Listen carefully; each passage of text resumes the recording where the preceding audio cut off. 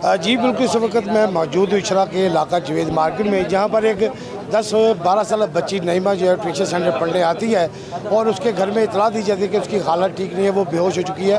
और उसका बाप मौका पे पहुँचता है जहाँ पे ट्यूशन सेंटर है और उसे जो बच्ची है वो अब नॉर्मल हालत में मिलती है, वो ठीक हालत में नहीं मिलती। हॉस्पिटल लेके जाते हैं, वहाँ पर डॉक्टर उसकी मौत की तस्दीक करते हैं। उसके गले पर एक निशान था जैसे फंदा दिया हो।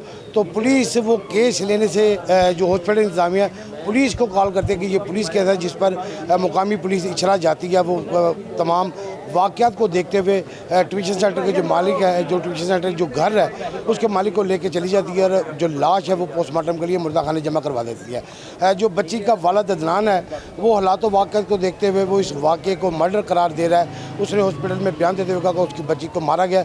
मगर यहाँ जो ट्यूशन सेंटर है, मेरे पीछे आप देख सकते हैं, ये वो ट्यूशन सेंटर है जहाँ पर अभी तक क्राइम सीन जो है वो ना तो महफूज किया गया है और ना ही यहाँ पर पुलिस का कोई एहलकार मौजूद है। मगर अहले इलाका इस घर के हवाले से ना सिर्फ इस बात की तस्दीक करते हैं कि ये ना सिर्फ शराफत के हवाले से बल्कि बेहतरीन लोग हैं। मेरे साथ ये मौजूद हैं इनके मोहल्लेदार, इनसे बात करते हैं कि जो कि इस वाक़े के मौका पर मौजूद भी थे और उन्होंने सारे मामला को देखा भी था। जी अस्सलाम वालेकुम। वालेकुम सलाम। क्या नाम है भाई जनाब? अहमद। अच्छा अहमद भाई, मुझे ये बताइएगा, जब ये वाक़या होता है तो आप कहाँ पर थे? ये तकरीबन 4 से 4:30 बजे का टाइम था और मैं ये खंबा ये पीछे आपके पीछे है, यहाँ पे खड़े हुए थे हम। तो यहाँ पे बच्चे इनके ट्यूशन सेंटर के सारे खड़े हुए थे। ये गैराज है इनका, तो ये दरवाज़ा खोल के सारे बच्चे और उसकी जो बहन थी बड़ी और उसकी छोटी बहन वो मुसलसल रोई जा रही थी। मैं वहाँ से आया, मैं कहा आंटी ये बच्चे तो खड़े हुए हैं, ये जो बच्चियाँ रो रही हैं क्या मसला है? वो कहती हैं बच्ची अंदर थी, वो बेहोश हो गई, उसकी क्रिटिकल कंडीशन है, तो उसको हमने बाहर निकाला और उसको हम पानी के चट्टे मारे हैं, लेकिन वो होश में नहीं आ रही।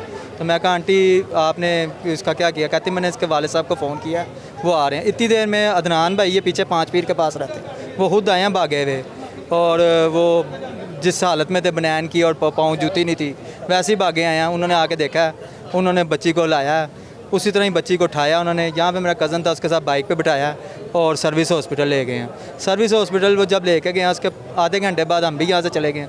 जब हम उधर गए तो उन्होंने डॉक्टर वगैरह ने जब देखा उसको, उन्होंने कहा कि इसके तो गले पे निशान है, तो ये तो शायद मर्डर सीन हो सकता है या कुछ भी है। तो उन्होंने कहा देखें जिस फैमिली का आप कह रहे हैं मैं उस पर शक तो नहीं कर सकता, लेकिन ये है कि अगर आप कहते हैं तो आप इसकी मेडिकल रिपोर्ट करवाएं। अगर मेडिकल रिपोर्ट में कुछ भी आता तो मैं उसके लिए कार्रवाई के लिए तैयार हूँ। तो उसके बाद फिर हम आगे वापस, और उसके बाद ये कुछ मीडिया वाले कहते हैं उसके साथ रेप हो गया, कुछ ज़्यादती हो गई है।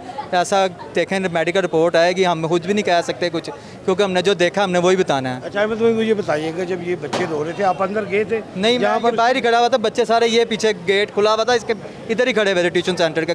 एक बच्चा नहीं था, काफ़ी बच्चे थे। तो ये वॉशरूम सीढ़ियों के नीचे है या अंदर है? सीढ़ियों के नीचे है। तो इस वक्त उस वक्त कौन था घर के नीचे?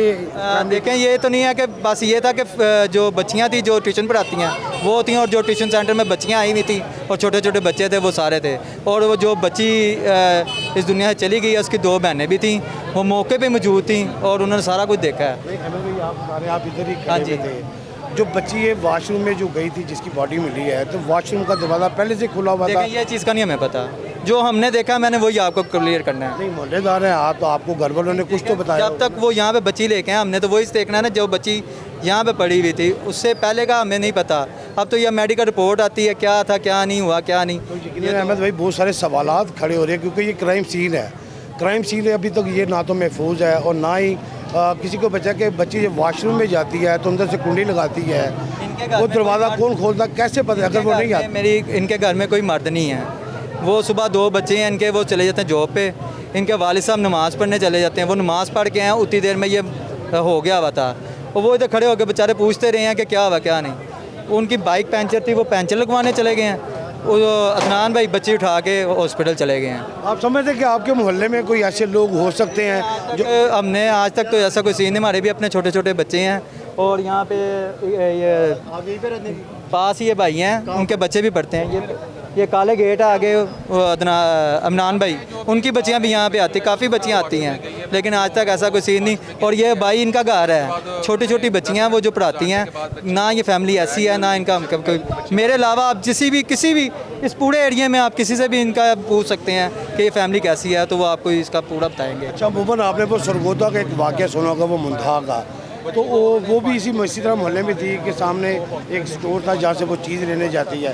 तो कितनी बच्चियाँ और ये बच्चे पढ़ते हैं? देखें सर, यहाँ पे 20 से 20 बच्चे आते हैं छोटे छोटे, और ये आज पहली बार ही वाक़या हुआ है। और हम लोग भी अगर तो कोई रिपोर्ट में चीज़ आती है तो हम पूरा एरिया जोन सा है वो हम उस बच्ची के साथ हैं अगर कोई इस तरह का सीन होता है, और अगर नहीं है तो फिर वो उन बेचारों पे इंतजाम तो नहीं। ट्यूशन सेंटर कब से है इन्होंने? ये तो इनका तकरीबन बच्चियों को हो गए हैं 3 साढ़े 3 साल हो गए पढ़ाते हैं।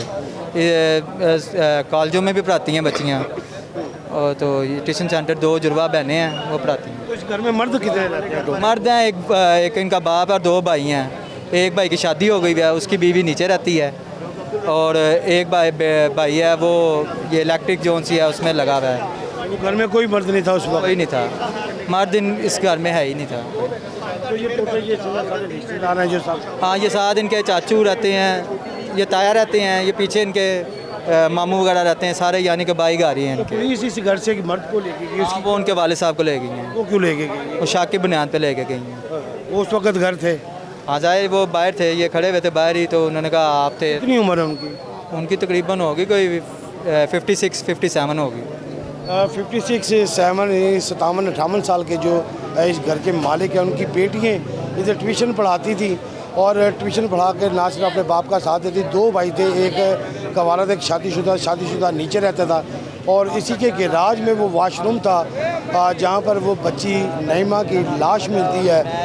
बच्ची कैसे मारी जाती है, उसके गले पे कैसे निशानात थे, ये इंतहाई पुरसरार और अफसोसनाक वाक़या पेश आता है। बाप जो अदनान है वो आता है इस घर से, अपनी बच्ची को उठाता है तो हॉस्पिटल लेके जाता है जहाँ पर उसकी मौत की तस्दीक की जाती है। उसकी 2 बेटियाँ इस घर में पढ़ती थी, एक नईमा जो जहाँ बाग हुई है पुरसरार तौर पर, एक वो है, एक उससे बड़ी और एक उससे छोटी पढ़ती थी।